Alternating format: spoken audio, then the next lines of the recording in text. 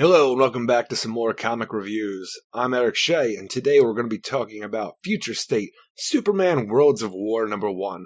But before we get to that, make sure you hit the like and subscribe buttons to make sure you get all the weird science goodness coming out. So without further ado, let's check out this book. Right off the bat, whether you're into Superman or not, this issue feels a bit divisive in that you're either going to be wanting to see Superman acting all gladiator-like on Warworld, or you're wondering why we're doing this again when Superman did the same thing back in 1989, which then we saw again in the Superman animated series episode Warworld. Whichever camp you're in, what you'd never expect out of this is getting a young girl named Sadie coming to Smallville and having people tell you what Superman means to them. That's right, it seems that one of the side effects of Superman telling the world his identity is that Smallville has become a tourist trap, a haven for weirdos, and the Church of Krypton. And that's what we see here instead of Superman actually doing stuff on Warworld. Yeah, you get like 2 pages at the end of this story, but you get the same amount of info from just looking at the cover. Mostly, though, you get the idea here that Superman has been off of Earth for a while now.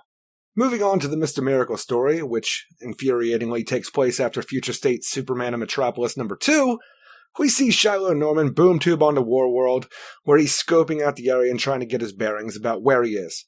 When he's confronted by Midnighter, who simply walks past him, opens up one of his doors, and tells Shiloh to go find a communications array so he can contact the authority, or the JLA, someone to help. Shiloh says why not, fights some bad guys, and then finally makes his way into space, where he's surprised to see an invasion fleet keeping up with Warworld. Yeah, that's about it for our Mr. Miracle story.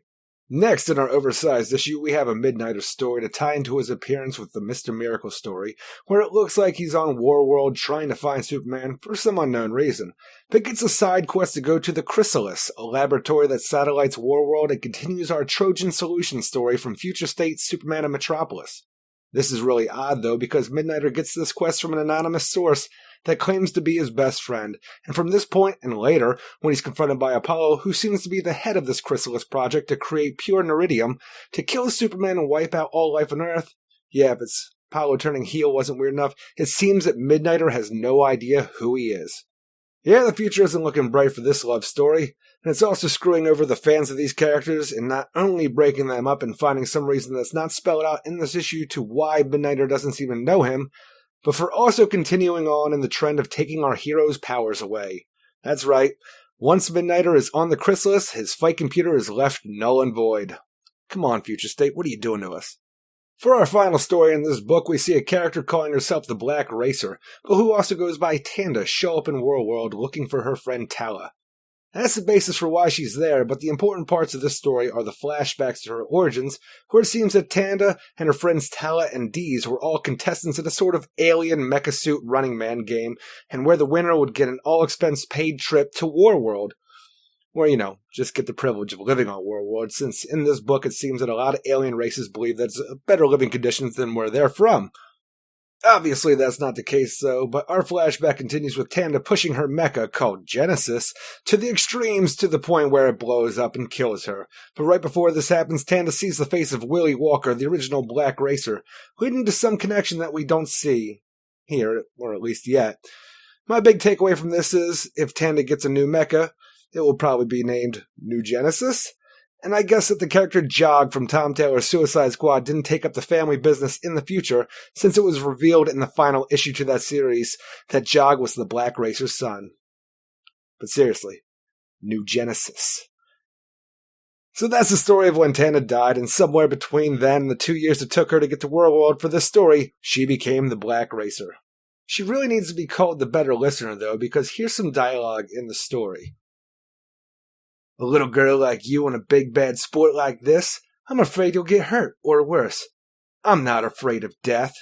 Yeah, we know, that's why you're called the Black Racer. Can we clear the line and concentrate? You're wrong, Tala. I'm not called the Black Racer because I'm afraid of death. I'm like, she just said you're called the Black Racer because you're not afraid of death. Did you really just have this line? You're wrong. I'm not called the Black Racer because I'm afraid of death.